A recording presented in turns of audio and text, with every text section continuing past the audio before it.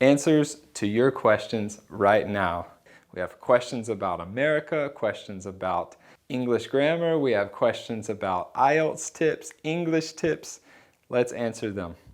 First, I had two questions about America, about America's rules, and about American life in general. This is a hard question for me because I am American, so I don't think very much about what is America like.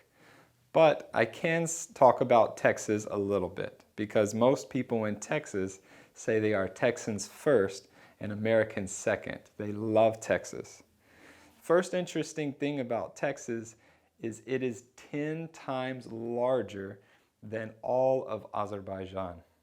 Can you imagine that? You can drive from one side of Texas to the other side and it will take days, maybe 20, 30 hours. It is so huge. And Texans are known for their hospitality, just like Azerbaijani people. Very friendly people that love to help. Next, let's talk about passive. Passive is actually pretty easy. It just takes some practice. And then once you understand it and you get a hold of it, it becomes easy for you. So one person asked about passive in general, and one person asked about past perfect passive, which is a little bit tricky, but let's make it easy. So here is a passive example.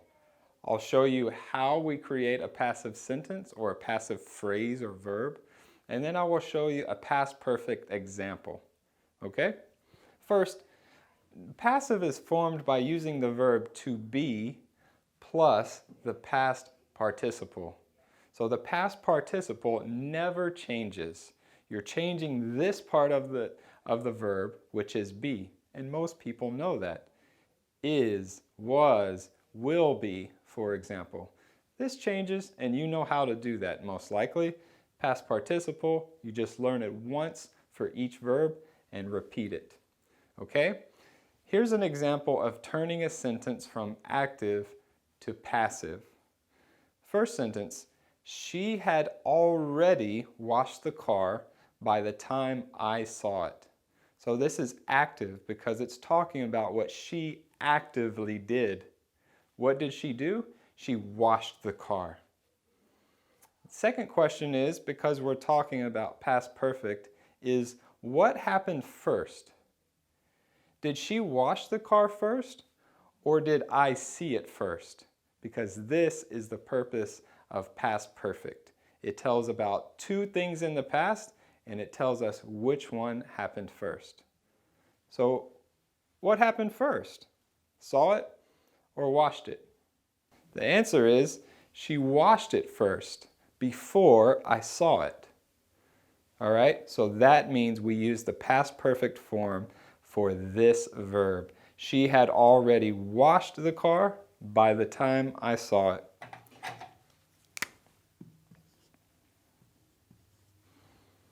First and second.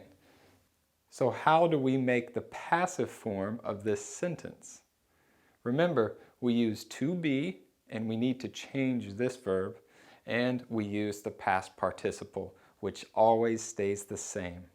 Okay? The past participle of wash is washed. And then the form of be we are using is past perfect, remember? What's the past perfect form of be? Had been. So we need had been washed. So here's our sentence. The car had already been washed by the time I saw it. And did you notice something else? This sentence started with she. Why? Because she is the active object in this sentence. She is actively doing something. She is washing the car. But what about the car? The car didn't do anything, right? Somebody did something to the car. So that car was passive. Passive means you're not actively doing anything. It's the opposite.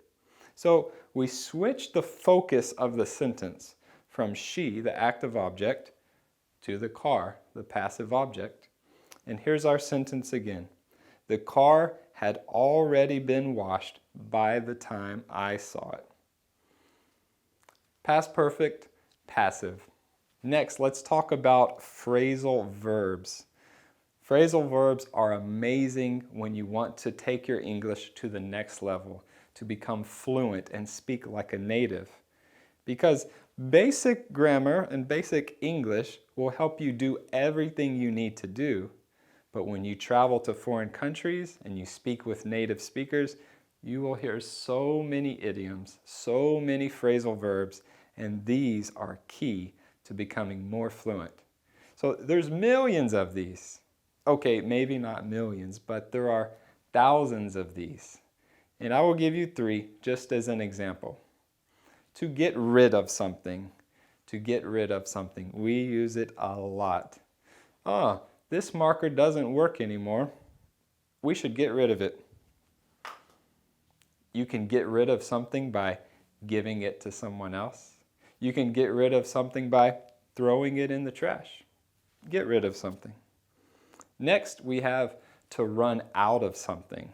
To run out of something. Let's say I'm drinking some water, and now it's empty. I ran out of water. There's no more. When you run out of something, it tells us that before you had it, but now you don't and you need more. So next time you go to the market and they say, sorry, we don't have any more cucumbers, think in your head, they ran out of cucumbers. And they will get more. Last one, to take something for granted. If you take something for granted, it means you don't appreciate it. You're not thankful for it. You have it and you never think about it. Oh, every day I have water. You take it for granted. But one day when you don't have any water, then you realize, oh, that water, I'm so thankful. And you stop taking it for granted. Parents love to say this to children. You take me for granted. I do so many things for you and you don't appreciate it. Stop taking me for granted. Okay? Next, we have a comment saying, Brett, please do some interviews with native speakers that have different accents. I love that idea and I will do this. Give me a few weeks. I'm waiting for a second microphone so I can do these interviews. Next, let's talk about some writing tips. Some writing tips. I could give many writing tips, but just some simple ones. Focus on paragraphs. For English writing, you need to be thinking about paragraphs. So we have words, we have phrases, we have sentences, and then we have paragraphs. Each paragraph should contain its own main idea. So if you have 4 sentences about blue dogs, all 4 of those sentences should be in the same paragraph because they are related, right? And then when you start talking about purple chickens, then you can create a new paragraph because it's now a new idea. Simple explanation. I hope you understand. Also, in your writing, one way to write better and to write more words and to use better vocabulary is to simply add more details. So for example, I can say, I like basketball. A very simple sentence. But you can make that sentence better by thinking about the question words. What are the question words? Who, what, when, where, why, and how. Think about that. I like basketball. When? I like basketball when it's hot outside. Who? I like basketball with my best friend when it's hot outside. How? I like basketball when I'm full of energy and it's very sunny outside with my best friend in the world. So think about these questions and it can give you ideas of more ways that you can add information and vocabulary to your English sentences. Next, let's talk about clauses. Clauses. So a clause is similar to a phrase or a group of words. It can be a sentence or it might not be a sentence. So a clause, really you only need to know this word if you are taking an English exam. Never will you need to use the word clause when you're actually speaking or using English. But if you're taking a university exam or a school exam, they might ask you about clauses. That's really why you need to know this. But anyway, there are two main types of clauses. There are many types, but the two main ones are called dependent clauses and independent clauses. Dependent clauses mean it depends on more information, more words, and it depends on another clause to exist. It cannot be by itself. In other words, a dependent clause is not a full sentence by itself. But the other type, independent clause, can be a full sentence by itself. So dependent clauses need more, and independent clause don't need more, but we can use multiple independent clauses in the same sentence, just as we can use multiple dependent clauses in the same sentence. And the better you get with adding clauses and linking words, the better your score is in your IELTS writing. So it's a very useful thing to learn how to use them. Here's some examples. As I said, a clause is a group of words containing a subject and a verb. Very simply put, that is what it is. So here's an example of a clause. I am cold. We have a subject, we have a verb, and we have what we call a predicate. Here's another clause. I should wear a jacket. Again, a full clause. We could also call these sentences. But how can we make these together into one sentence? Two clauses in one sentence. We can do that by linking words such as because. I should wear a jacket because I'm cold. So here's a way to upgrade your level of English and to write better, speak better, by simply using linking words, which IELTS does check your English for. So what type of clauses are these? These are independent clauses because they can be by themselves. I am cold, full sentence. I should wear a jacket, full sentence. Okay? The next question I got is a very specific question, and I love this question. It says, what is the difference between to know something and to happen to know something? Great question, and the difference is small. We know if somebody knows something, it's a very general meaning. It doesn't give us any extra information. Robert knows Russian, for example. We don't know if any more detailed information than that. Is Robert Russian? Is it expected that he knows Russian? Is it surprising that he knows Russian? We don't know. We only know that Robert knows Russian. But if we say Robert happens to know Russian, it gives a little more information. It tells us, oh, it's a little bit surprising or shocking or unexpected that Robert knows Russian. For example, maybe a good example would be myself, right? You know that I'm American, you know that I know Russian, but did you know that I happen to know Azerbaijani language? Oh, that's a little bit surprising. What do you happen to know that might be a little surprising? The next question is about listening and reading, how to improve those. I'm guessing that you're asking about IELTS listening and IELTS reading. Is that right? Well, for IELTS listening, I have many tips, but the number one way to improve your IELTS listening is to listen, right? So the more hours you spend listening to good English, the better your listening will be. Also, I would recommend listening with subtitles. So you're hearing the words and seeing the words right there. That's a great way to improve your listening. Did you spend 1 hour last week listening to English? or did you spend 10 hours? Of course, if you spend 10 hours, you will improve much more than if you spent 1 hour. And have fun. You can listen to English music. You can listen to movies. You can do anything that you want to do and have fun.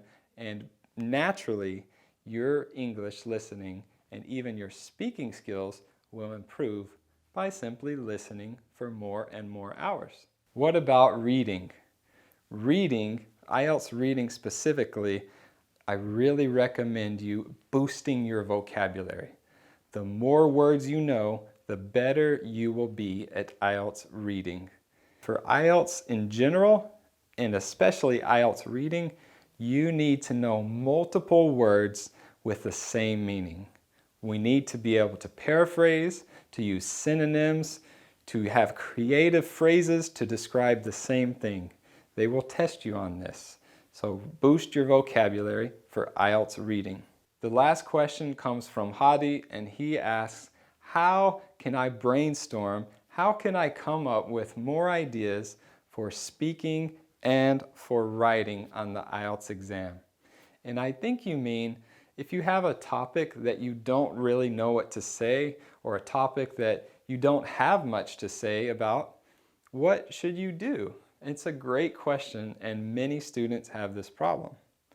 I made a video about IELTS Speaking Part 2, and if you watch that, I give a very useful tip in there for how to speak more, even though the topic is a little bit narrowing. And that's simply done by taking the big Part 2 card that they give you and just taking the simple phrase, the main topic in there, and talking about that. That opens you up to more possibilities of speaking. But remember this the most, in IELTS speaking, they are not scoring you on your answer. They're only scoring how you speak. So if they ask you about your favorite sports team in the world, but you don't really like sports, you still can answer very well this question. And be honest. You can answer, well, I don't really watch sports. I've never been interested in sports.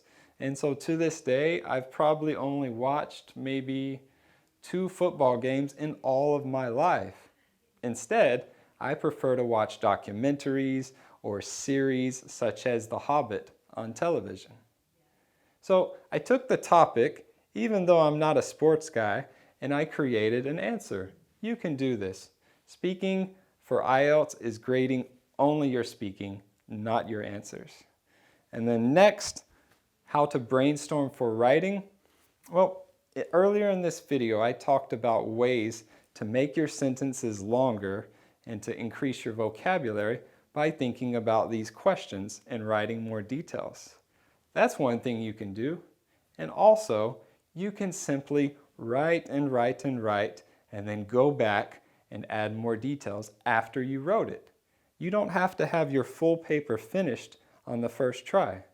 Write as much as you can, finish it, and then go back and add more details. So think about your paper as you look at it. What else could I say? Who, what, when, where, why, how. Add those. And also, you can use more examples. Examples are something they want you to do in IELTS writing, and it's something that you should be doing. Examples, examples, examples. That will help you. Okay, I hope these helped you. If you have any more questions, things you would like me to talk about, leave it in the comments, and I will be happy to answer your questions in the future. Have a great day.